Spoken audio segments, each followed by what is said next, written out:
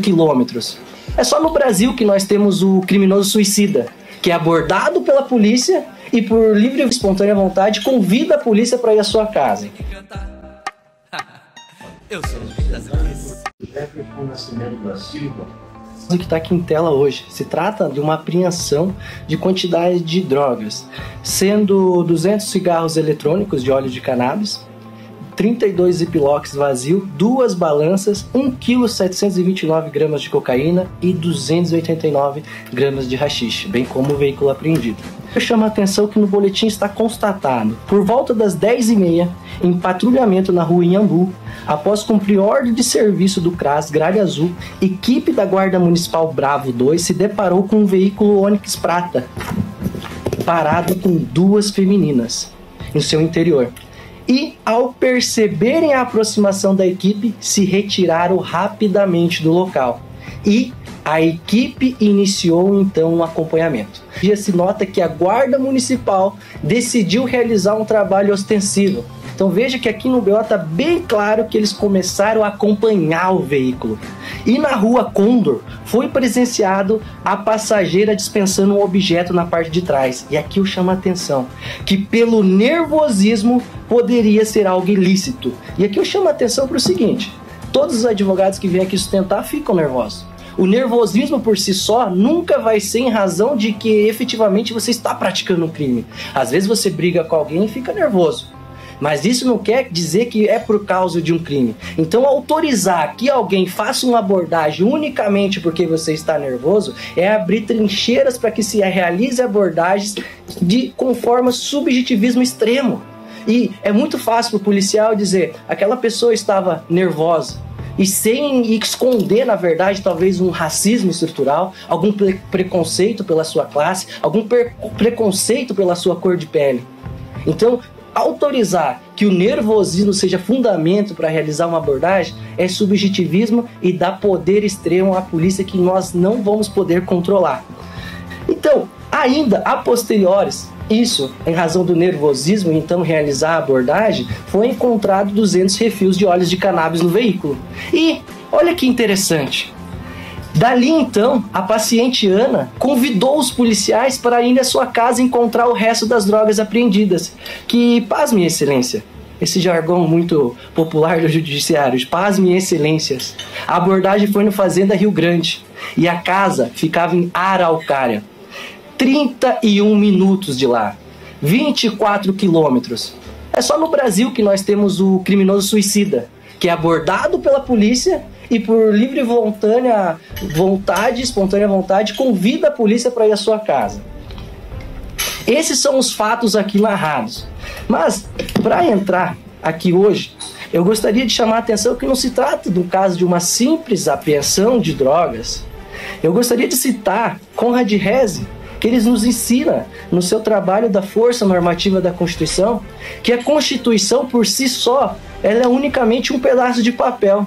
A Constituição por si só, ela não tem força para forçar com que as suas leis sejam cumpridas. Precisa que os operadores do direito tenham a força da Constituição, tenham vontade de fazer valer a Constituição. E nisso, nós temos que lembrar que no artigo 144, parágrafo 8º, está escrito quais são as funções dos guarda municipal. E não é realizar o trabalho ostensivo, que esse trabalho está no parágrafo 5º desse artigo, da Polícia Militar. Mas eu não preciso explicar isso para Vossa Excelência tem um notório conhecimento jurídico muito maior que o meu. Longe de mim lembrá-los disso. Mas é muito interessante lembrar que se aqui estou fazendo a sustentação é porque possivelmente a ordem está para ser denegada. E aqui eu chamo a atenção para falar, prestem atenção com toda a imparcialidade de como desenvolveu esse caso, porque está claro e evidente que aconteceu uma ilegalidade. E nesse ponto eu quero parafrasear Fernando de La Salle, quando ele comenta a força normativa da Constituição de Conrad Hesse. Ele diz o seguinte: embora a Constituição não possa por si só realizar nada, ela pode impor tarefas. A Constituição transforma-se em força ativa se essas tarefas forem efetivamente realizadas, se existir a disposição de orientar a própria conduta segundo a ordem nela estabelecida, se, a despeito de todos os questionamentos e reservas provenientes dos juízes de conveniência, se puder identificar a vontade de concretizar essa ordem. Pode-se afirmar que a Constituição converte-se em força ativa se fizer-se presentes na consciência geral, particularmente na consciência dos principais responsáveis pela ordem constitucional. Não só a vontade de poder, mas também de fazer valer a Constituição. Então aqui, a Constituição ela só vai ter força de carta magna se nós tivermos essa vontade que ela seja assim aplicada.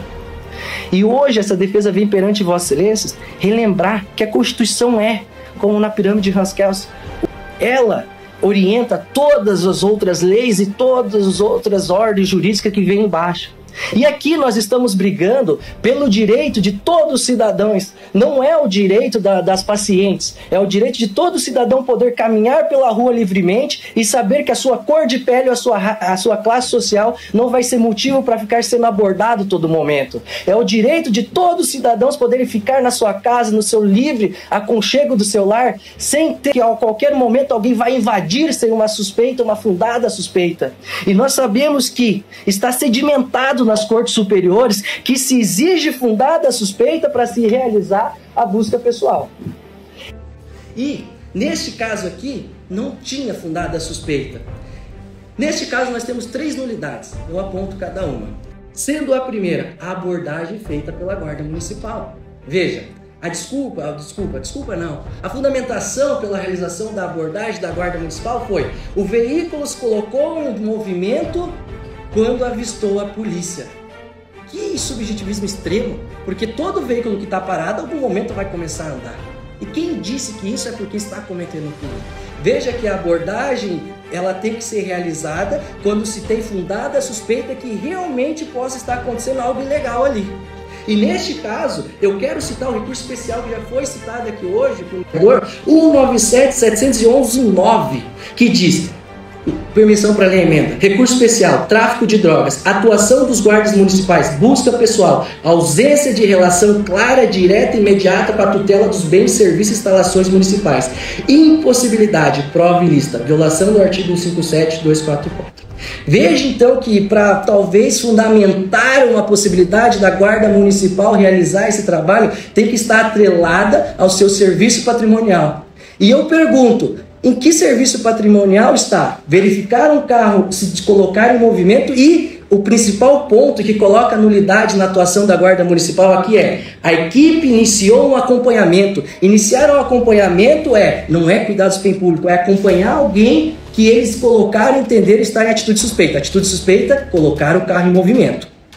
A Constituição não atribui à Guarda Municipal as atividades ostensivas típicas da Polícia Militar ou investigativas da Polícia Civil. A Guarda Municipal não são como se fossem verdadeiras polícias municipais, mas tão somente a proteção dos patrimônios do município. Neles incluídos seus bens, serviços e instalação. A exclusão dos guardas municipais do rol de policiamento extensivo ou investigativo foi feito por nós, pela própria população na promulgação, quando houve a criação da Constituição Federal em 1988. O povo decidiu, a função do guarda municipal é essa, a função da polícia militar é essa, a função da polícia civil é essa. O povo decidiu. E aqui nós estamos para julgar, aplicar a lei de maneira imparcial, nunca deixar interesses políticos, porque ninguém aqui desconhece que o flagrante, o porte de droga, o seu flagrante é postergado no tempo. Ter em depósito, trazer consigo guardar, é um flagrante postergado. Nós sabemos disso. Mas como saber que alguém está praticando um delito? A própria Constituição, as próprias cortes superiores dizem: precisa no mínimo de diligências prévias para ter garantia de que não está sendo violado o direito individual. E neste caso, quando a Guarda Municipal vê um veículo que ela se suspeitou que praticava um crime por se colocar em andamento, deveria ligar para a Guarda Polícia Militar, ligar para a Polícia Civil, passar a placa do veículo, não ela ir até lá e fazer o trabalho extensivo. Aqui nós temos que lembrar da separação de poderes. Talvez, encontrou droga, tem que prender. Mas a lei está dizendo que a guarda não poderia atuar daquela maneira. Mas foi encontrado droga. Não, calma, eles não tinham nem como imaginar que teria droga ali. Então, o nosso papel não é falar que a lei é mal feita, não, mas só aplicar o que está escrito nela de forma precisa. e lembrar que nós precisamos ter a força da Constituição. Vamos relembrar, a Polícia Militar e a Guarda Civil, a Polícia Civil, em contrapartida à possibilidade de exercer essa função pública e monopólio do estatal da violência ou da serviço ostensivo, estão sujeitas a um controle externo do Ministério Público, lá no artigo 129, inciso 7 da Constituição Federal, e o Poder Judiciário, a Polícia Militar e a Justiça Estadual. Já, por sua vez, a Guarda Municipal não tem esse controle externo, não existe esse controle pelo Ministério Público. E aí, nós devemos observar que naquele caso, o caso do veículo se pôr em movimento nem sequer podia ser uma fundada suspeita, e muito menos autorizar a Guarda Municipal a realizar um trabalho ostensivo de perseguir aquele veículo. Nada de ilícito tinha sido visto naquele momento, nada de ilícito. O carro estava simplesmente parado.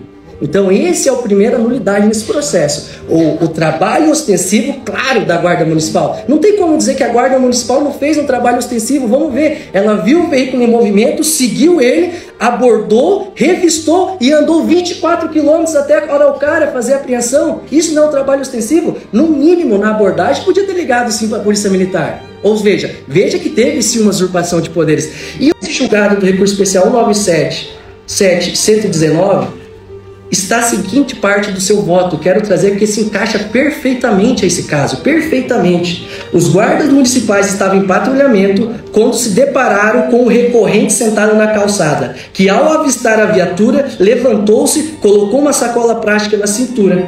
Veja que aqui é a mesma coisa. Avistou a polícia e começou a andar. E por desconfiar de tal conduta, decidiram abordá-lo. E finaliza o voto desse recurso especial. Ainda que eventualmente se considerasse provável que a sacola ocultada, ou no caso, que teria alguma substância ilícita no carro, no nosso caso, pelo réu estivesse objetos ilícitos, não estavam os guardas municipais autorizados naquela situação de avaliar a fundada suspeita, e absolveu naquele caso os réus. E cita ainda o agravo regimental no 753.051, que foi julgado no dia 20 de março desse ano, com o mesmo tema. Então, adiantando ainda, vamos observar que o segundo motivo da abordagem foi o nervosismo. E o nervosismo já está sedimentado nos tribunais superiores, e cito de maneira rápida o HC 760.031, e o informativo 732, RESP 1961459, que consideraram ilegais as buscas baseadas no nervosismo. E por terceiro, não precisa de grande raciocínio, que não existe criminoso suicida, que vai chegar e ver a polícia e falar, vamos lá em casa que tem droga. Então, o principal ponto que a defesa se manifesta é: a atuação da Guarda Municipal feriu a Constituição Federal, que deve pôr nulidade na abordagem. Se não considerarem isso, a fundada razão para a busca pessoal foi o nervosismo. E as Cortes Superiores já disseram, nervosismo não fundamenta. Como já foi explicado aqui, abre base para muito subjetivismo. E a entrada em domicílio, nenhum criminoso que tenha droga em casa irá convidar a polícia para ir lá. Vossa Excelência, assim que se manifesta pedindo pela nulidade das provas, ou de ofício reconheça que, se tratando de réis primárias, sem nenhuma anotação criminal, elas têm o direito de responder o processo em liberdade. Muito obrigado. Boa palavra.